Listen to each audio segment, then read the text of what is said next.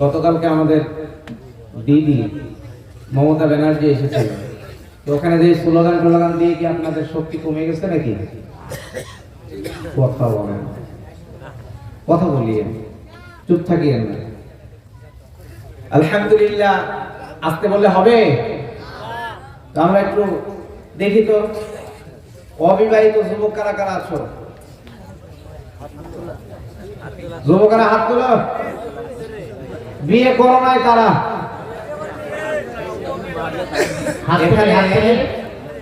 তাকবীরের প্রতিযোগিতা হবে। আর এই কটা খালি হলো অবিবাহিত আর বাকি সব বিবাহিত। আল্লাহ, তোমাদের শুকরিয়া আদায়ের পাওয়ার কেমন, আর যারা বিবাহ করেছে তাদের পাওয়ার কেমন একটু দেখি। দেখি আমরা সকলে শুকরিয়া আদায় করি, সকলে বলি আলহামদুলিল্লাহ।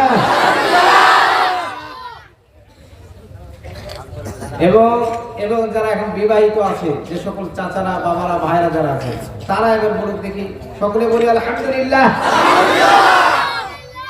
সকলে সমান আছে। আসুন আমরা এই মাহফিলের পক্ষ থেকে অন্য ধর্মের ভাইরা যারা রয়েছে তাদেরকে অভিনন্দন, মোবারকবাদ জানাই। ইন্ডিয়া গভর্নমেন্টের গোয়েন্দা বিভাগের ভাই যারা রয়েছে, পুলিশ প্রশাসনের ভাইরা, দেশ রক্ষার্থে যে সকল বিএসএফ ভাইরা কাজ করছে, আল্লাহ সকলকে হেফাজত করুক এই ইন্ডিয়াকে রক্ষা করার জন্য। সকলে বলে আমিন। কারণ সকল ওয়াতান, ওই যে আমার ভাই বললো না, দেশ পেয়ে, আসলে যখন এই দেশকে আমরা ইতিহাসে পড়েছি, এই দেশকে যখন স্বাধীন করা হয় দল মত নির্বিশেষে সকলে মিলে আলেমদের তাজা রক্তের বিনিময়ে এই দেশ স্বাধীন হয়েছে। কথা বল ঠিক কিনা? ভুলে গিয়েছেন আপনারা। আসুন এই মাহফিলটার জন্য সার্বিকভাবে আমার সাথে যোগাযোগ করেছে আপনাদের মাদ্রাসার শিক্ষক মুফতি আমিনুল ইসলাম সাহেব। আল্লাহ তাআলা আমার ভাইটাকে ইসলামের জন্য, দ্বীনের জন্য কবুল করে নিক। সকলে বলে আমিন। আমরা আজকের মাহফিল আসতে পেরে খুশি না বেজার? পিছনে যারা বললেন না, খুশি আছেন? আবারও শুকরিয়া আদায় করি, সকলে বলি আলহামদুলিল্লাহ। বিশ্বনেতা, বিশ্বনবী, সাইয়্যিদুল মুরসালিন, খাতামুন নবিয়্যিন, যারা নিত্যদিন নিয়ে যদি আমরা সকলে জীবন পরিচালনা করি, ইহকালে শান্তি, পরকালে মুক্তির পয়গাম পাওয়া সম্ভব। আসুন রাসূলের প্রতি দরুদ ও সালাম পাঠ করি, সকলে বলি সাল্লাল্লাহু আলাইহি ওয়াসাল্লাম। যারা পিছনে দাঁড়িয়ে আছেন আর সামনে যারা বসে আছেন, একটু জিকির করতে করতে একটু আগায় আছেন তো সুবহানাল্লাহ, একটু আগায় আছেন। আল্লাহ তুমি দেখো কে আগায় আর কে আগায় না। আল্লাহকে বিচার দিয়েছি, মালিক তুমি দেখো। সুবহানাল্লাহ ওয়ালহামদুলিল্লাহ লা ইলাহা ইল্লাল্লাহ। ভাই সুযোগ করে দেন। সুবহানাল্লাহ ওয়ালহামদুলিল্লাহ লা ইলাহা ইল্লাল্লাহ লা ইলাহা ইল্লাল্লাহ মুহাম্মাদুর রাসূলুল্লাহ। আলহামদুলিল্লাহ, আজকের যে জালসা আপনারা জানেন যে উদ্দেশ্য করে আজকের যে মহতী জালসাটা আয়োজন করা হয়েছে, আপনারা সকলেই জানেন। আসুন আমরা সেই সম্পর্কে কোরআন এবং হাদিস থেকে আমরা আজকে দিলটাকে ওয়াশ করে নিয়ে যাব ইনশাআল্লাহ। কেউ কথা বলবেন না, বাজে মানে কেউ কারোর সাথে কথা বলবেন না। আমার সাথে একটু আপনারা অ্যাক্টিভ হবেন। আমার সাথে যদি অ্যাক্টিভ হন, কথা বের করে দিবেন কি? আমি জানি না, একটা বিষয় নিয়েছি আমি, এই কথা বলার মতো যোগ্যতা আমার নাই। এখানে যে সকল আলেমরা বসে আছেন, তাদের ছাত্র হতে পারলে জীবনটা ধন্য মনে করতাম। তাদের সামনে আল্লাহ, মহান আল্লাহ যেহেতু আমাকে নিয়ে আসছেন, সূরা আহজাবের 35 নম্বর আয়াত সম্পর্কে আপনাদেরকে একটু তথ্য দিব ইনশাআল্লাহ। আর এই যে জামিয়া মাহমুদিয়া আইনুল উলুম মাদ্রাসা, এ সম্পর্কে মাদ্রাসার দরকার কেন আছে, কিসের জন্য দরকার, এ সম্পর্কে আপনাদেরকে একটু তথ্য দিব, আপনারা মিলাই নেবেন ইনশাআল্লাহ। আজকে আমরা একটি সময়, এমন একটি মুহূর্তে আমরা কোরআনুল কারীম শোনার জন্য বসে রয়েছি। আচ্ছা বলুন তো, আজকে তাম পৃথিবীর মুসলমানেরা নির্যাতিত, নিপীড়িত, লাঞ্ছিত, পদদলিত কথা আজকে বলেন ঠিক কিনা? আজকে বললাম বলে আজকে বললেন, জোরে কন ঠিক কিনা? শুনুন, মুসলমান কি ভিতর জাতি না বীরের জাতি? তাহলে আজকে আমি ভয় পাচ্ছেন। এখানে অনেক উস্তাদরা বসে আছে, সেই সময় তাকবীরের ধ্বনিতে অমুসলিমরা মানে কাফের মুরতাদরা পালায় চলে গেছে, কথা বলেন। আর আজকে আপনারা যত চুপ থাকবেন, বাতিলরা আপনাদের উপরে মাথা চাপ দিবে। আজকে তাম পৃথিবীর মুসলমানেরা নির্যাতিত, নিপীড়িত, লাঞ্ছিত, পদদলিত, কথা বলেন, বলেন জোরে ঠিক কিনা? নাম্বার 2, তাম পৃথিবীর মুসলমানেরা গুনাহগুলোকে হালাল মনে করে, হারামকে হালাল মনে করেই চলছে। গুনাহ নাই এদিকে, সব বাংলাদেশে আছে। এই তো আর কয়টা বাচ্চা, 10টা 15, আর 1 ঘন্টা 45 মিনিট পরে শুরু হয়ে যাবে। বলেন তো আগামীকাল কিসের দিন? ও আপনাদের দিক হয় না? কাল কি বার? বুধবার। আর 14 বিশ্ব ধরে বলেন বেহায়া দিবস। আলা কুল্লুকুম রায়িন ওয়া কুল্লুকুম মাসউলুন রায়াতি। আসলে সামনে চলে আসলে মনে থাকবে কিনা পরে সূচনা লগ্নে একটু বলে দিই। সকলের দায়িত্বশীল, সকলের দায়িত্বের জন্য তাকে জবাবদিহিতা করা লাগবে। এখন বাবা যারা আছেন, আপনার ছেলে, আপনার মেয়ে রাত 12টার পর কার সাথে চ্যাটিং করে, কালকে কার সাথে যায়, তদারকি করার দরকার আছে না নেই? আরো জোরে বলেন। আসুন আমরা সে সম্পর্কে আলোচনা শুনব ইনশাআল্লাহ। সূরা আহজাবের 35 নম্বর আয়াত যে তেলাওয়াত করেছে, এখানে 10টা গুণের কথা বলা হয়েছে। জোরে বলেন, আরো জোরে।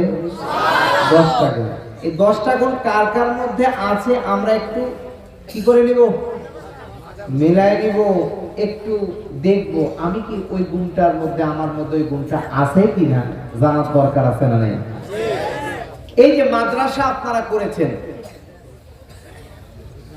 এই যে সকল শিক্ষকরা মেহনত করে রাত 3টার দিকে, যারা হেফজখানায় পড়ে রাত 3টার দিকে ওঠে, হুজুর মাওলানা সাহেব বলেন আর হুজুর বলেন, আমাদের এদিকে হুজুর বলে, এদিকে মাওলানা বলে, যাই হোক যার সম্বোধন যেরকম ভাবে যে করতে পারে, উদ্দেশ্য একটা তাকে সম্মান দেওয়া, মাওলানা সাহেবই বলে।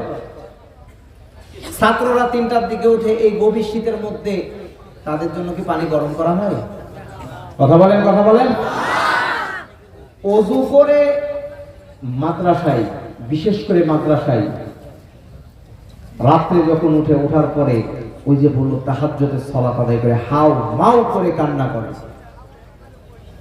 কি কথা বলেন, কথা বলেন, করে না? ওদের চোখের পানি জমিনে স্পর্শ করার আগে আল্লাহ তাআলা ওদের দোয়া কবুল করে নেয়। তারা যে গজল বলেছেন, উস্তাদ থেকে শুরু করে নেন, জমিদাতা রান্না বান্নার দান যারা করেছে, সকলের কথাগুলো সুন্দরভাবে তুলে ধরেছে, সকলের জন্য দোয়া হয়ে গেছে। আজকে মাদ্রাসায় শিক্ষার চাইতে আমরা জেনারেল শিক্ষার দিকে বেশি অভিমুখী, কথা বলেন। মাদ্রাসায় যদি শিক্ষা গ্রহণ যদি কোনো ছাত্র করে, এমন একটি সময় আল্লাহ রাব্বুল আলামিন, ভালো করে কথাগুলো শুনবেন, আমার আপনার নবী বিশ্ব নেতা জনাবে মুহাম্মদ রাসূলুল্লাহ সাল্লাল্লাহু আলাইহি ওয়াসাল্লাম ভালো করে মনোযোগ দিয়ে শুনবেন, যে সময় আল্লাহ তাআলা নবীকে প্রেরণ করে সেই লোকটার নাম কি ছিল? যারা জানেন তারা একটু চুপ থাকেন। কি ছিল দেখেন, আমি বক্তৃতার জগতে বলি, প্রত্যেকটা মসজিদের ইমামদেরকে বলি, মাসে 4টা অথবা 5টা খুতবা হতো। এই খুতবাগুলো কি জেনাতানা ভাবে 15-20 মিনিট, আধা ঘন্টা, 40 মিনিট কাটাই দিলে হবে না? এটা ইম্পর্টেন্ট একটা জায়গা। কথা বলেন, ইম্পর্টেন্ট না? খুতবা থেকে সঠিক এসএমএস গুলো জাতির কাছে যাবে, সমাজ পরিবর্তন কিভাবে হবে এই মসজিদের মেম্বার থেকে কথাগুলো যাবে। কথা বলেন। আজকে এমন ওয়াজ করে তালাকের মাসলা 500 টাকার বিনিময়ে জায়েজ হয়ে যায়। বাংলাদেশে হয়, এদিকে হয় নাকি? তালাক দেওয়ার পরে হুজুরকে ডেকে নিয়ে আসি, কিছু হুজুর আছে 500 টাকা, মাওলানা সাহেব আছে 500-1000 টাকার বিনিময় এক করে দেয়, তওবা পড়ায়। আছে না? আছে না? সঠিক এসএমএস গুলো কারণ জাতির কাছে পৌঁছানোর দায়িত্বটা বাল্লিগু আন্নি ওয়ালাউ আয়া, আলেমরা পৌঁছাবে। এটা শুধু আলেম বলে কথা বলে না, যে জানে সেই পৌঁছাবে।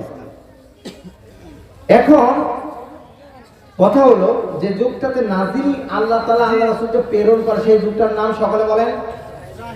এখন দেখেন, সকলে জানেন না, হয়তো অনেকেই জানেন না। এখন আপনাকে আমার অন্য ধর্মে হিন্দু ভাইরা যদি বলে যে তোমার রাসূলকে কবে প্রেরণ করা হয়, সেই যুগটার নাম কি, আপনি মুসলিম হয়ে যদি বলতে না পারেন, এর চাইতে লজ্জা আর কিছু হতে পারে? সেই যুগটার নাম ছিল আয়ামে জাহিলিয়াতের যুগ, বর্বরতার যুগ, কুসংস্কারের যুগ। এমন একটি সময় রাসূলকে প্রেরণ করে। রাসূল সাল্লাল্লাহু আলাইহি সাল্লাম জন্ম থেকে 17 বছর, জন্ম থেকে 17 বছর মানুষের ঘরের দরজার কিনারা যে বলেছে, মক্কার ঘরে ঘরে যে বলেছে, ও মক্কাবাসীরা, তোমরা জীবন্ত কন্যা সন্তানকে কবরস্থ করো না, সুদ ঘুষ দুর্নীতি অন্যায় জুলুম অত্যাচার জেনা ব্যভিচার এগুলো করো না। একটাও কি পাপের দাগ কি বদ্ধ হয়েছে? বলেন বলেন, বদ্ধ হয়েছে? হয় না। দুই, এইভাবে হবে না, কি করতে হবে? হেলফুল ফুজুল শান্তি সংঘ নামের একটি প্রতিষ্ঠান তৈরি করলেন অমুসলিম ভাইরা। তারা আল্লাহ রাসূলকে সভাপতি বানায়া হেলফুল ফুজুল শান্তি সংঘ একটা প্রতিষ্ঠান তৈরি করলেন। করার পরে মক্কার যুবকদেরকে সকলকে নিয়ে দল মত, যেমন আজকে আপনারা ইন্ডিয়াতে বাস করছেন, শান্তি প্রতিষ্ঠার লক্ষ্যে মুসলিম অমুসলিম সকলে মিলেই কিন্তু আপনারা কাজ করছেন। বুঝলেন না? সেই সময় কিন্তু তারা 17 থেকে 40 বছর পর্যন্ত আল্লাহ রাসূল চেষ্টা করলেন, ও মক্কাবাসীরা, অন্যায় করো না, সুদ খেও না, ঘুষ খেও না, দুর্নীতি করো না, অত্যাচার করো না, জীবন্ত কন্যা সন্তানকে কবর দেও না, খাদ্য খাওয়ানোর ভয়ে সন্তানদেরকে হত্যা করো না। একটা পাপের দাগও বদ্ধ হয় না। বদ্ধ করলে কি করতে হবে?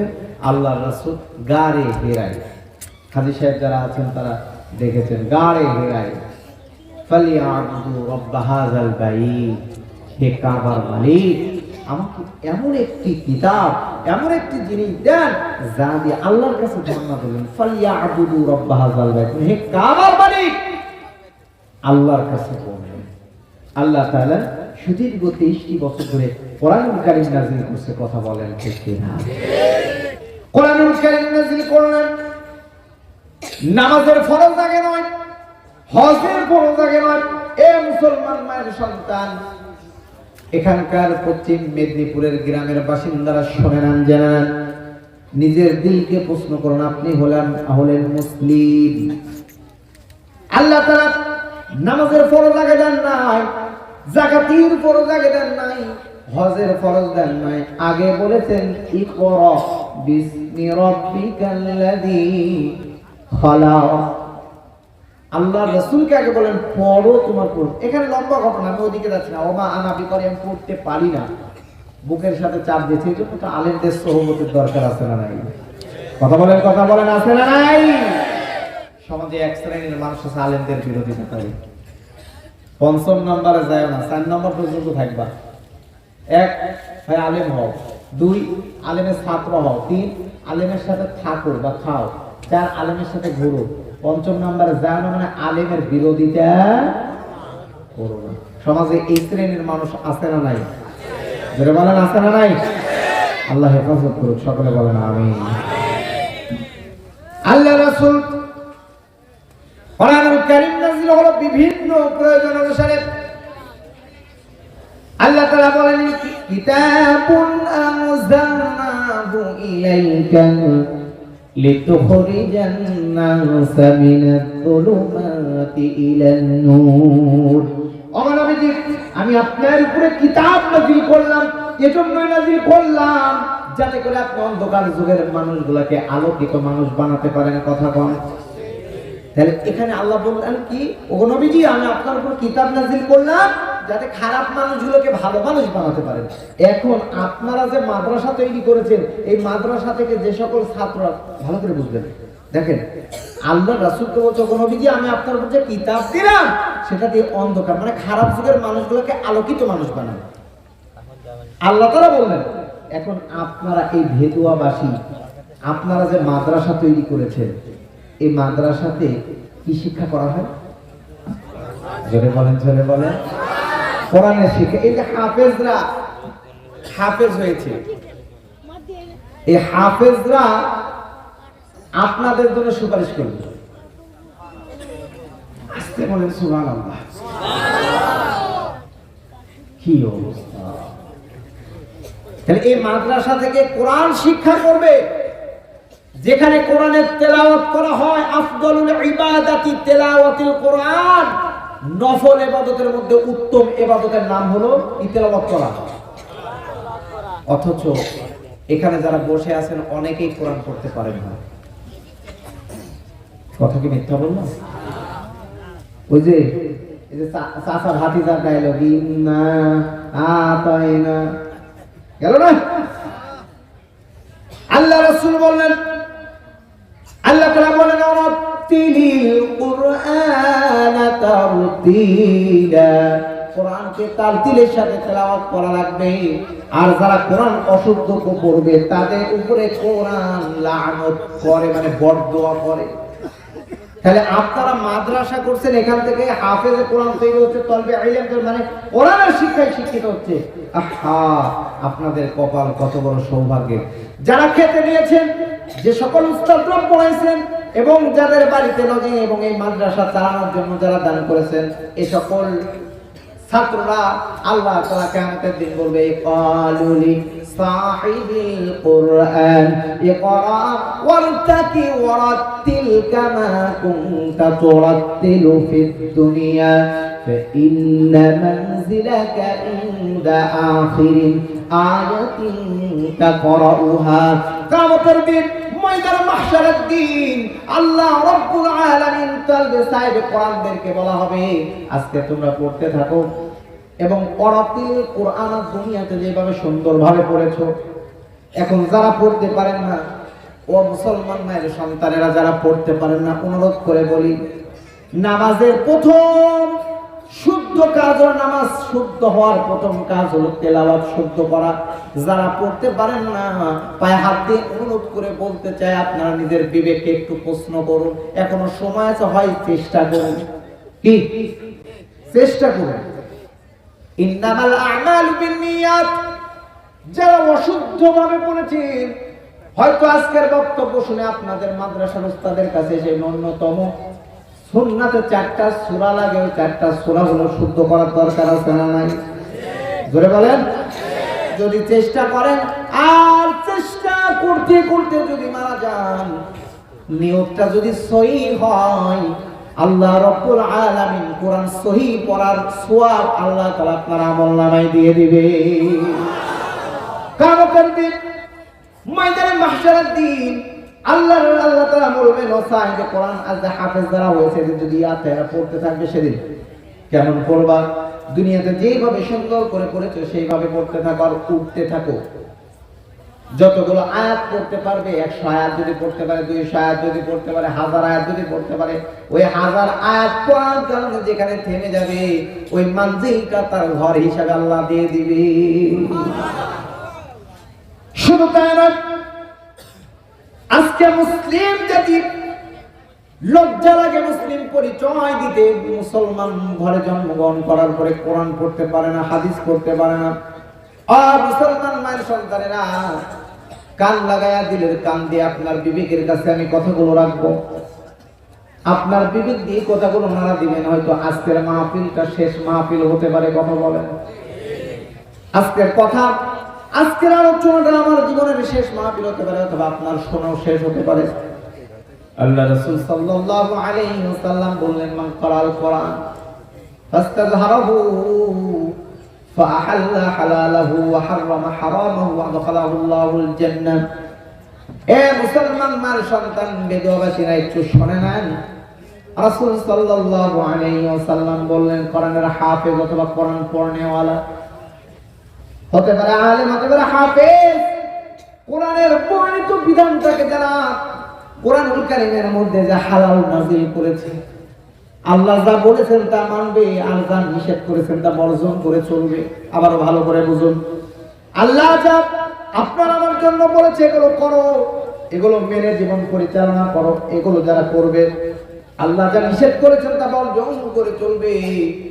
আল্লাহর রাসূল বললেন, আদখালাহুল্লাহুল জান্নাহ, আল্লাহ তাআলা ওই সকল ব্যক্তিগুলোকে জান্নাত দিয়ে দিবে। শুধু তাই না, আজকে যারা মাদ্রাসার পরিচালক থেকে শুরু করে জমিদাতারা যারা রয়েছেন, যারা খাদ্য খায়, যারা খাদ্য দিয়েছেন, যারা দান সাদাকা করেছেন, ওয়াশাফাআহু ফি আশরাতিন মিন আহলি বাইতিহি কুল্লুহুম ক্বাদ ওয়াজাবাত লাহুন নার। এই বেদুয়া গ্রামের বাসিন্দারা, এই সকল হাফেজে কুরআনগুলো কিয়ামতের দিন আল্লাহ রাব্বুল আলামিন তাদেরকে অফার দিবেন, তোমরা শাফায়াত করো। এমন 10 সুন্নার জন্য শাফায়াত করবে, ওই 10 সুন্নার জাহান্নাম ওয়াজিব হয়ে গেছিল এমন ব্যক্তির জন্য শাফায়াত করে করে তাদেরকে জান্নাত দিয়ে দিবে। আল্লাহু আকবার। এই হাফেজে কুরআনরা বলবে, আমাকে পড়াইছে আমার উস্তাদেরা, আমার লজিং বাড়ি থেকে খাওয়াইছে, আমাকে মাদ্রাসায় দান করেছে, জমি দিয়েছে, আমি তাদেরকে ছাড়া, আমার পিতামাতাকে ছাড়া, আমার আত্মীয় স্বজনকে ছাড়া আমি জান্নাতে যাব না। আর এই যে চেষ্টার কথা বললাম, যে কোরআনের পড়ার চেষ্টা করতে হবে, যদি চেষ্টা করতে করতে মারা যান, আল্লাহ তাআলা আপনার আমলনামায় সে সওয়াব দিয়ে দিবে। কেমন দিবেন? আল্লাহ রাসূল জনাবে মুহাম্মদ রাসূলুল্লাহ সাল্লাল্লাহু আলাইহি ওয়াসাল্লাম, আমি আমার উস্তাদের মুখ থেকে শুনেছি, আল্লামা খালেদ সাইফুল আইয়ুবী রাহিমাহুল্লাহ তার মুখ থেকে, জবান থেকে শুনেছি, ইমাম গাযালী রাহমাতুল্লাহি আলাইহি।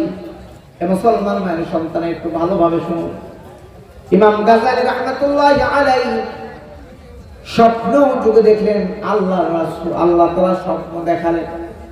ওই ইমাম গাযালী অমুক গ্রামে আব্দুর রহমান নামের একজন ব্যক্তি কাটে মারা গিয়েছে, ওই গ্রামে জানাজা দেওয়ার মতো কেউ নাই, তুমি তার লাশটা সুন্দরভাবে দোয়ানোর পরে তার দাফন কাফন করবা। ইমাম গাযালী রাহমাতুল্লাহি আলাইহি চলে গিয়েছেন, যাওয়ার পরে মনে করেন ভেদুয়াবাসী এখানে আলেম যারা রয়েছে, হয়তো এই গ্রামে জিজ্ঞাসা করেছে এখানে আব্দুর রহমান নামের কে আছে।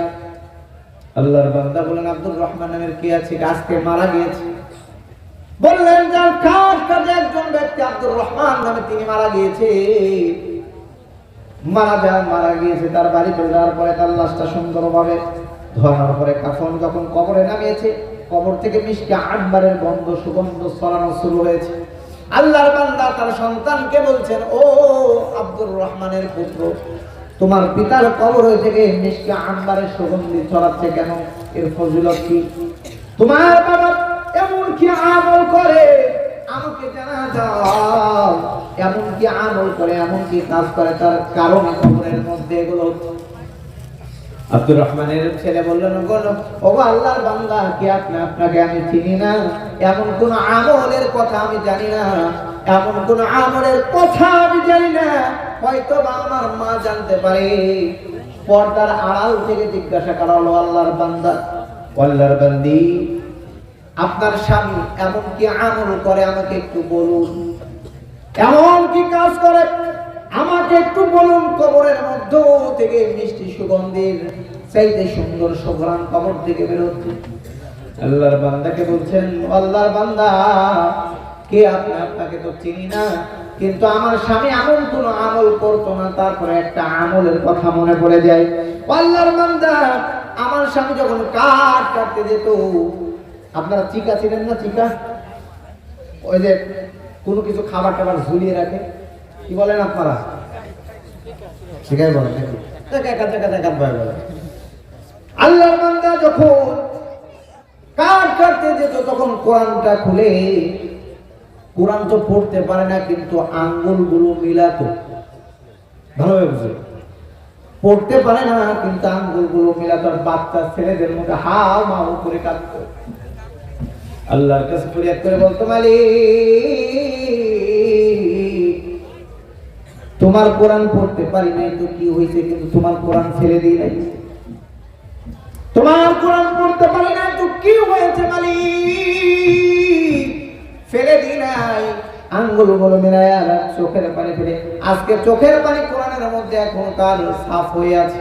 আল্লাহর বান্দা বলেন আর বলতে হবে না, কারণ কোরআনকে সম্মান দেওয়ার কারণে আল্লাহ রাব্বুল আলামিন তার কবরে মিশকা আম্বারের সুগন্ধির ব্যবস্থা করে দিয়েছে। কথা বলেন ঠিক কিনা? হাদিসের মধ্যে আছে যারা কোরআন তেলাওয়াত করবে কোরআন তাদের জন্য শাফায়াত করবে। সহিহ হাদিস, বুঝলেন না? কোরআন যারা পড়বে, কোরআন যারা পড়বে, আল্লাহ রাসূল বলেছেন কোরআন তাদের জন্য শাফায়াত করবে। অতএব আপনাদের সন্তানদেরকে মাদ্রাসায় পড়ানোর দরকার আছে না নাই? আমরা পড়াবো তো ইনশাআল্লাহ। আর আমরা যারা পড়তে পারি না তারা চেষ্টা করব ইনশাআল্লাহ। আল্লাহ সকলকে কবুল করুক, সকলে বলেন আমিন। তাহলে কোরআনের সাথে এই মাদ্রাসার সাথে আমরা সকলে সম্পর্ক রাখবো, ধরে বলেন আল্লাহ কবুল করুক, সকলে বলে আমিন। আজকে যে আয়াতটা তেলাওয়াত করেছি আমরা যে আয়াতটা আজকে তেলাওয়াত করেছি সূরা আহজাবের 5 নম্বর আয়াত। এই তো বলবো কি ওয়াজ করবে, কি পরিবর্তন হবে, মানে আমার বলা পর্যন্ত আপনাদের জন্য শেষ। সূরা আহজাবের 35 নম্বর আয়াত। গুণ কয়টা? 5 10। একটু ইয়াদ করে নেন কয়টা? 10। না হলে হবে না। কিন্তু আজকে এটা মনে করিয়েন না যে মুসলমান হয়েছে বলে জান্নাতে চলে যাব। এত সহজ না। নামাজ পড়ে মনে করেছেন যে জান্নাতে চলে যাব? ঈমানের দরকার আছে না নাই? সরিষার দানা পরিমাণ যদি ঈমান থাকে, ওই ব্যক্তি পড়তে আল্লাহর জান্নাতে যাবে ইনশাআল্লাহ। আসুন আমরা এই মাদ্রাসা সম্পর্কে, কোরআন পড়া সম্পর্কে বললাম। মাদ্রাসায় ছাত্রদের পড়াবেন, সন্তানদেরকে পড়াবেন, মাদ্রাসার সাথে থাকবেন। যদি থাকেন লাভটা কি হবে সে সম্পর্কেও বললাম। হাফেজে কোরআনরা আপনার জন্য শাফাত করবে। এজন্য আমরা মাদ্রাসার প্রতি নবীর ঘর, কারণ এই মাদ্রাসা চলে এমনি চলবে না। আপনার আমার সকলের টাকা দিয়ে মাদ্রাসা প্রতিষ্ঠানগুলো চলবে। এজন্য আমাদের সকলের জন্য সকলের এই মাদ্রাসার দিকে নেক নজর দেওয়ার দরকার আছে না নাই? আমরা দিব ইনশাআল্লাহ। আসুন মূল আলোচনার দিকে চলে যাই আমরা, কারণ সংক্ষিপ্ত সময়। আমল, আল্লাহ যেন আমাকে আমল করার তৌফিক দেয় এবং আপনাকেও এর উপরে আমল করার তৌফিক যেন। সূরা আহজাবের 35 নম্বর আয়াত। নাজিলের প্রেক্ষাপট, কেন নাজিল আল্লাহ করলেন, দরকার আছে না নাই? আলোচনা করতে 5টা জিনিস লাগে। 1 তেলাওয়াত শুদ্ধতা, তার অর্থ, 3 শানে নুজুল, 4 তাফসীর, 5 প্রেক্ষাপট। প্রেক্ষাপটটা কি, তাফসীরটা কি? আল্লাহ রাসূলকে উম্মুল মুমিনিন উম্মে সালামা রাদিয়াল্লাহু তাআলা আনহা জিজ্ঞাসা করলেন, ও নবীজি, ইয়া রাসূলুল্লাহ, ইয়া হাবিবাল্লাহ, কুরআনুল কারীমের মধ্যে শুধু নারীদের, খালি পুরুষদের কথা বর্ণনা হয়, এখানে নারীদের কথা কোনো বর্ণনা নাই, কিন্তু ইসলামের মধ্যে নারীদের মর্যাদা কম দিয়েছে না বেশি দিয়েছে? কথা বলেন, বেশি দিয়েছে। কিন্তু আজকের নারীরা মানতে চায় না। কেন বেশি দিয়েছে? নাম্বার 1, কোন নারী যখন কারোর সাথে বিবাহ বন্ধনে আবদ্ধ হবে, আল্লাহ তাআলা ওয়াআতুন নিসা সাদাকাতিহিন্না নিহলা, তাদের জন্য মহরানার ব্যবস্থা করছে না করে নাই? এদিকে করে না, কি করে নাই? 2, তাদের জন্য কি, যখন তার পিতামাতা মারা যাবে ওই সম্পদের ভাগ আল্লাহ তাআলা ব্যবস্থা করে দিয়েছে না, দেন নাই? আবার বিয়ের সময় মনে করেন 1-1.5 লোক খাওয়ানো, আবার পালসার না দিলে তো চলেই না। এইদিকে নেই না, আমাদের এদিকে নেই।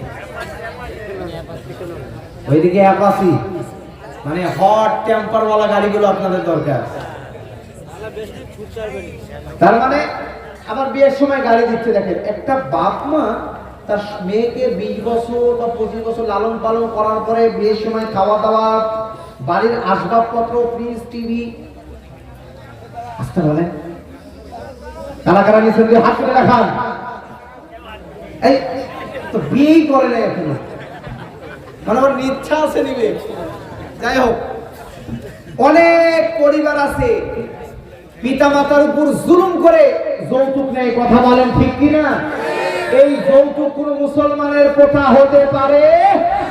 যৌতুক যারা নেয় আর তারা, মানে কি আর বলবো, ওদের কোটা খাল নিয়ে ওই ভেদুয়া বাজারে বর্তমানে ভিক্ষা করা দরকার। কথা বলেন, কথা বলেন। যারা বিবাহ করো নাই, তোমরা কি যৌতুক নিবা না নিবা না? তাদের পিতা মাতাকে বলছি, আপনারা একটু নরম হবেন, যৌতুক নেবে না। এই কয় লাখ দিবে? 1 লাখ। কয়দিন চলবে না হয়? 1 বছর নয় 6 মাস, তারপর শেষ। যাই হোক, আমরা মূল যেটা বোঝাতে যাচ্ছি, ইসলাম নারীকে ইজ্জত সম্মান সবচেয়ে। উম্মুল মুমিনিন উম্মে সালামা বললেন, আমার বিটি, কোরআনুল কারীমের মধ্যে আল্লাহ রাব্বুল আলামিন কি শুধু পুরুষদের কথা বলেছে নাকি? উম্মুল মুমিনিন উম্মে সালামা ঘরের মধ্যে চুলগুলো আঁচড়াচ্ছিল সুন্দরভাবে। ওই সময় মেম্বারে আল্লাহ রাসূল বলেন, ইয়া আইয়ুহান নাস, ইয়া আইয়ুহান নাস। এখানে কি শুধু মুসলমানদেরকে ইঙ্গিত করছে না সকল পৃথিবীর? আমার হিন্দু ভাইরা, মুসলমান ভাইরা, বৌদ্ধ, খ্রিস্টান, যত ধর্মের ভাইরা আছে, সকল নারীদেরকে ডেকে, সকল মানুষদেরকে ডেকে আল্লাহ রাসূল জবান দিয়ে দেন। আল্লাহর জবান দিয়ে বের করে, আল্লাহর রাসূলের জবান দিয়ে বের করে দিলে বলেন, ইয়া আইয়ুহান নাস। আল্লাহ রাসূল বলেন, হে মানুষেরা, ইয়াকুলু ইন্নাল্লাহ, আল্লাহ তাআলা নিশ্চয় আল্লাহ বলেন, ইন্নাল মুসলিমিনা ওয়াল মুসলিমাত, অবশ্যই আত্মসমর্পণকারী পুরুষ, আত্মসমর্পণকারী নারী। এবং আত্মসমর্পণকারী পুরুষ মানে আত্মসমর্পণকারী বলতে কি বোঝায়? এই কথা বলিয়েন না। আমার কথা কি বোঝা যাচ্ছে না? আমার কথা কি বুঝতে পারছেন না? আলোচনা চলবে না, শেষ করে দেব। আত্মসমর্পণ করা, মনে করেন আপনাদের পুলিশ এসে যদি পিস্তলটা পিছনের দিক ঠেকায়, আপনি কি করবেন? তখন আপনি কি করলেন? আমি স্যালেন্ডার, আমি আত্মসমর্পণ করলাম। আত্মসমর্পণকারী পুরুষ এবং নারী। এখন বলেন, যারা সালাত আদায় করেন, দৈনিক কয়বার আত্মসমর্পণ করেন? নামাজের মধ্যে আল্লাহর বরত্ব বর্ণনা করলেন, আর আপনি আল্লাহর কাছে স্যালেন্ডার হলেন। আল্লাহর কাছে আপনি আত্মসমর্পণ করলেন। নামাজ পড়ার পরে মসজিদ থেকে বের হয়ে অন্যের জুতা নিজের মনে করে নাই, এরকম কিছু মুসল্লি সমাজে আছে না নাই? এরা কি আত্মসমর্পণ করলো? বোনের ভাগ মেরে নিজের নামে নিয়ে নেয়, এরকম আছে না নাই? পিতা মাতাকে ভালো মন্দ খাওয়ায়া ভেদুয়া বা বর্ধমানে যে বোন ভাইয়ের জমিগুলো নিয়ে, যে ভাই একটু থাকে কাছে তার নামে নিয়ে নেয়, এরকম সমাজে আছে না নাই? বলেন, আছে না নাই? অন্যের জমি নিজের মনে করে আলঠাতে কোদাল মারতেই থাকে, এরকম আছে না নাই? সব জায়গাতে আছে। তাহলে এই লোক কি আত্মসমর্পণ করলো? বলে বলেন, করলো? আত্মসমর্পণ করা লাগবে। আল্লাহ রাব্বুল আলামিন বললেন, ইয়া আইয়ুহাল্লাযীনা আমানু দুখুলু ফিস-সিলমি কাফা। ওহে যারা ঈমানের দাবিদার, নিজেকে মুমিন দাবি করো, ভালোভাবে কথাগুলো বুঝবেন। বাজান, আমি আপনার দিলের কাছে কথাগুলো রাখতে আসছি। ওয়ানুনাজ্জিলু মিনাল কোরআন মা হুয়া শিফা। কোরআনটা হলো ওষুধ। কাদের জন্য জানেন? রাহমাতুল লিল মুমিনিন, যারা মুমিন। ওয়ালা ইয়াজিদুজ যালিমিনা ইল্লা খাসারা, যারা বেঈমান, যারা মুরতাদ, যারা মুনাফিক, তাদের কাছে কোরআনটা ক্ষতির কারণ। কথা বলেন ঠিক কিনা? তাহলে আমরা কোরআন থেকে আলোচনা শুনবো। যে আলোচকই আলোচনা করুক, আমরা কোরআন হাদিসের বাইরে কথা শুনবো। কারণ যতক্ষণ কথা হবে সওয়াব দিবেন কে? আরো ধরে বলেন কি? কিন্তু বর্ণনা করলেন না, আল্লাহ বলছেন সূরা আরাফের 204 নম্বর আয়াত, ওয়াইদা কুরিয়াল কুরআন ফাসতামিউ লাহু ওয়ানসিতু লাআল্লাকুম তুরহামুন। যখন বান্দা কোরআনুল কারীমের তেলাওয়াত শুনে, কোরআনুল কারীমের কথাগুলো শুনে, তোমরা যদি শ্রবণ করো আর চুপ থাকো, আমার আল্লাহ তাআলা আসমান থেকে তোমাদের উপর রহমত নাযিল করবে। সুবহানাল্লাহ বলেন। বাংলাদেশ থেকে যদি মমতাজকে নিয়ে আসতেন, এখানকার মমতা ব্যানার্জি না, শিল্পী মমতাজ, অথবা যদি অরিজিৎ সিংকে নিয়ে আসতেন, তাহলে তো বলতে দেরি, আপনার হাত চলতে দেরি হতো না। কার রঙ্গিতে কোথায় থাকতো আল্লাহ ভালো জানে। এবারের কথা বাস্তব না বাস্তব? আল্লাহ তাআলা আপনার উপর রহমত নাযিল করছে, তো সুবহানাল্লাহ আসতে বলা হবে না, মানুষ কামাই দেওয়া লাগবে। জোরে বলেন না সুবহানাল্লাহ। অভিজ্ঞতা কার বর্ণনা করলেন? আরে মুসলমান মায়ের সন্তান বললেন আল্লাহ তাআলা আসমান জমিনের ফাঁকা জায়গাগুলো নেকি দ্বারা পরিপূর্ণ করে দিলেন। কিয়ামতের দিন ময়দানে মাস কথাই কথা চলে আসে, ময়দানে মাহশারের দিন কেউ কাউকে একটা নিবে, তিন জায়গা কেউ কাউকে চিনবে না। কোথায় বলেন তো? নাম্বার 1, নিক্তি পাল্লা, মিজানের যে পাল্লা, এটা নিক্তি পাল্লা। এই পাল্লা যখন আমলনামা মাফ করা হবে না, কেউ কাউকে চিনবে না। চিনবে? আল্লাহ তাআলা বলেন ইয়াউমা ইয়াফিরুল মারউ মিন আখি। ওখান থেকে আলোচনা চলে আসলো, একটা নেকি কেউ কাউকে দিবে না। আজকে যদি কারো ভাই ভাইকে যদি মারে, মনে করেন আমাকে অন্য কোনো ব্যক্তি মেরেছে, আমার ভাইয়ের কানে যদি যায়, তাহলে আমার ভাই আগে তাকে মারবে, তারপরে কথা শুনবে। কি এদিকে কি করে? আগে শুনে না আগে মারে?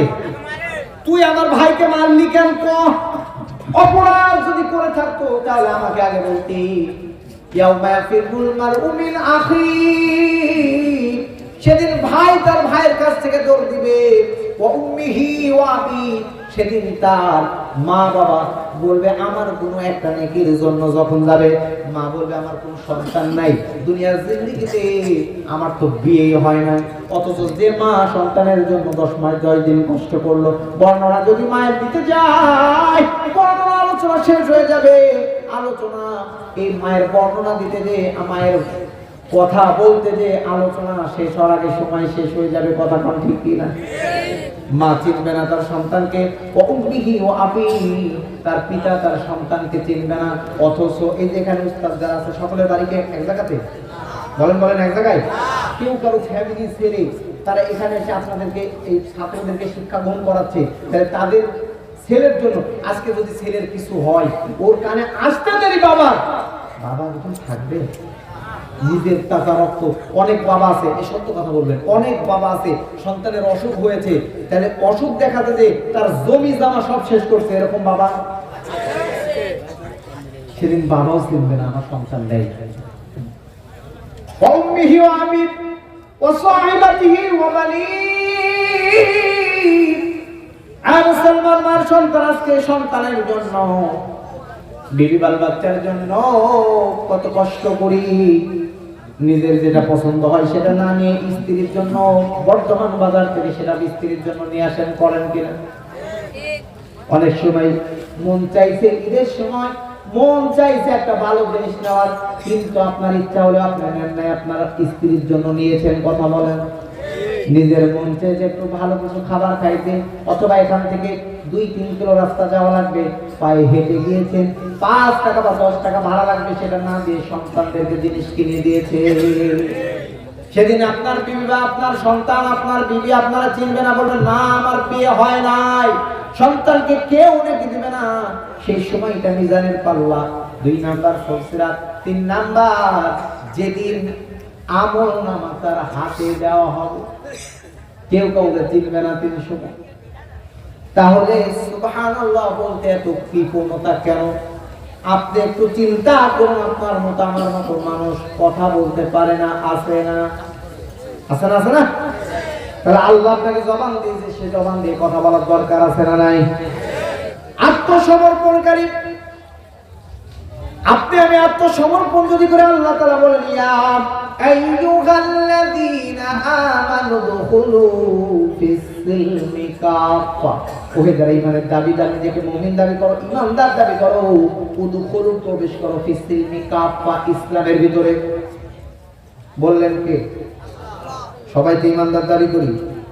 এখন যদি ইসলামের ভিতর প্রবেশ করেন, তাহলে আমরা ফজরে যে নামাজ পড়লাম বাইরের মুসল্লি তো দেখতেই পেলাম না। বলে কই বাইরের মুসল্লি তো নাই, কোথায় পড়লেন না? ফজরের নামাজও দেখলাম না, যোহর আসর মাগরিব এশাতে মুসল্লি দেখলাম না, অথচ আপনি আল্লাহকে বলেন ইয়্যাকা না'বুদু ওয়া ইয়্যাকা নাস্তাঈন।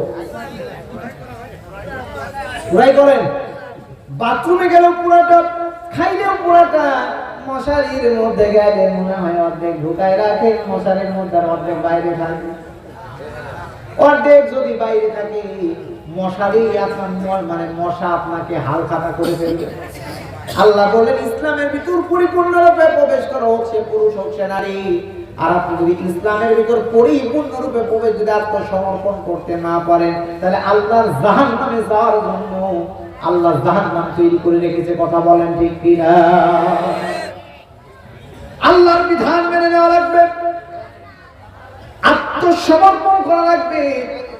আত্মসমর্পণ করে আল্লাহ যা কিছু নাযিল করেছে, আল্লাহ যা বলেছে, যে বিধানগুলো দিয়েছে, এই সকল বিধানগুলো বিনা চিত্তে, বিনা কথায়, বিনা দম মানে বিনা নিজের আতঙ্ক, নিজের ভিতরে আফসোস ছাড়াই সকল কিছু মেনে নেওয়া লাগবে। কথা বল ঠিক কিনা? আল্লাহর বান্দা নুমান বিন সাবিত, ইমাম আবু হানিফা রাহিমাহুল্লাহ, দুইটা বর্ণনা পাওয়া যায়। ইমাম আবু হানিফার কাছে একজন দুষ্ট লোক এসে বললেন, আল্লাহর বান্দা, এই জামানার ইমাম, আপনার সাথে বন্ধুত্ব স্থাপন করতে চাই। আচ্ছা বলুন তো, সমাজে কিছু খারাপ মানুষ আছে না? এদের সাথে ইমাম সাহেবরা যদি না চলে তাও সমস্যা আছে না নাই? আবার চললেও সমস্যা, বলে খারাপ লোকের সাথে চলে ইমাম সাহেব। ইমাম সাহেব আপনার সাথে বন্ধুত্ব স্থাপন করতে চাই।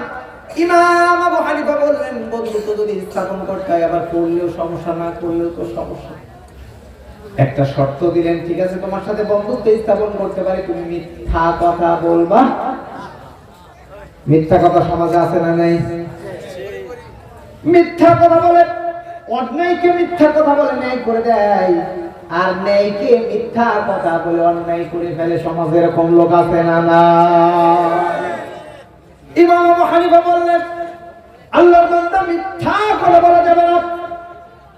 2-4 দিন পরে দেখা করতে যখন এসেছে, আসার পরে এক পর্যায়ে বললেন, মদের বারে মদ খেতে যখন যাবে, বন্ধুরা বলছেন চলো মদ খেস, বলেন না যাবো না।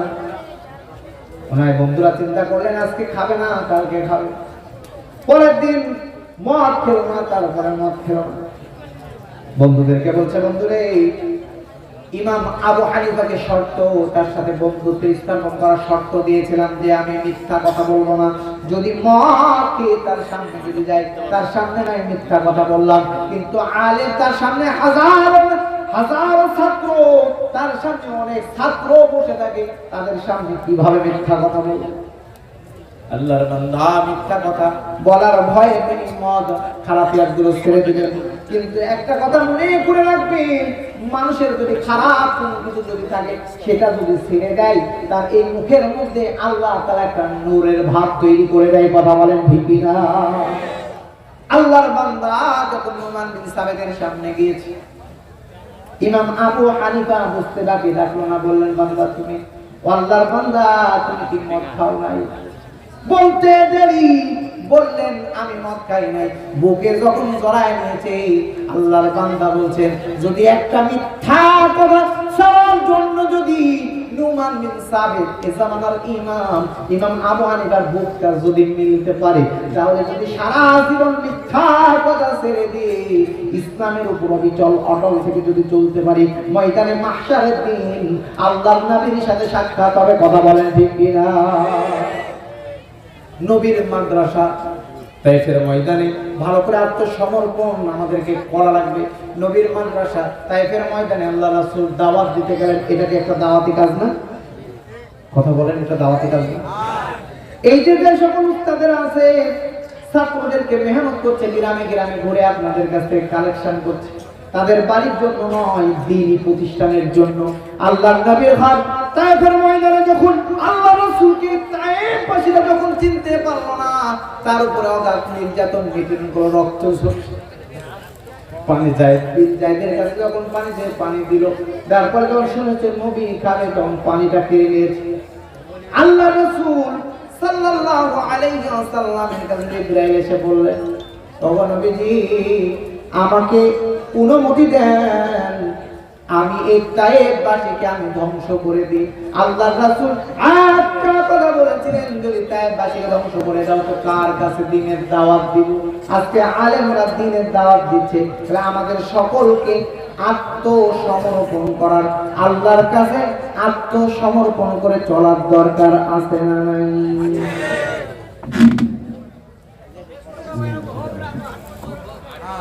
দুই নাম্বার, ওয়াল মুমিনিনা ওয়াল মুমিনাত, খালি পুরুষদের জন্য নয়, আত্মসমর্পণ করলে মহিলাদেরকে আত্মসমর্পণ করা লাগবে। এই আল্লাহর বান্দারা যারা কোরআনুল কারীমের কথা শুনতে এসেছেন, যারা কোরআনের কথা শুনতে এসেছেন, আপনাদেরকে একটা এসএমএস দিতে চাই, আপনারা কি সকলে মুমিন দাবি করেন কিনা? ওয়াল মুমিনিনা ওয়াল মুমিনাত, আল্লাহ তাআলা বলেন মুমিন পুরুষ মুমিন নারী, এখানে যারা আছেন, যারা দাঁড়িয়ে আছেন আর যারা বসে আছেন, তারা কি আপনারা মুমিন দাবি করেন কিনা?